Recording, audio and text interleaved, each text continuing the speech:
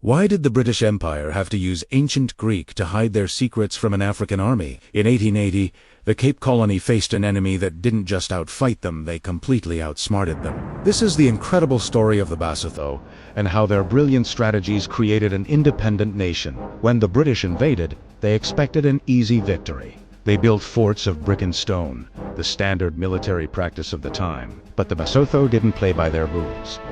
Instead of building forts, they used the land itself. They fortified natural mountain strongholds like Thavabusu, tabletop mountains with sheer cliffs. These fortresses were physically impossible for British soldiers to climb while under a constant hail of gunfire.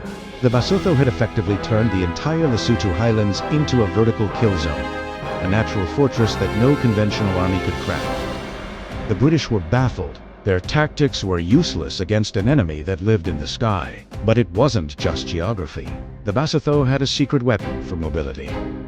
The Basotho pony. This small, incredibly tough horse was so sure-footed it could gallop across jagged, rocky terrain, where the larger, heavier British cavalry horses would stumble and break their legs. While the British were stuck in the valleys, the Basotho warriors could rapidly move troops and supplies across the mountaintops, launching surprise attacks and vanishing before the British could even react. They controlled the high ground, and in this war, the high ground was everything.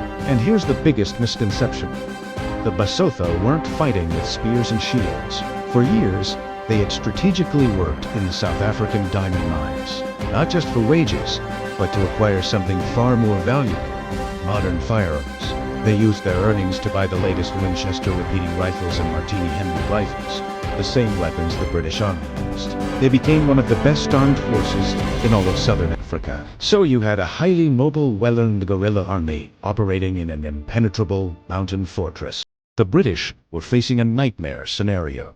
The final straw for the British was intelligence. The Basotho chiefs were often highly educated, many at Christian missions. They were so proficient in English that they were intercepting and reading the British military mail and dispatches. They knew British plans before they even happened. In a desperate attempt to stop these leaks, British commanders resorted to an extraordinary measure. They started writing their secret orders and communications in ancient Greek, assuming no one in the Basotho leadership could possibly understand it. But it was too little, too late. The damage was done.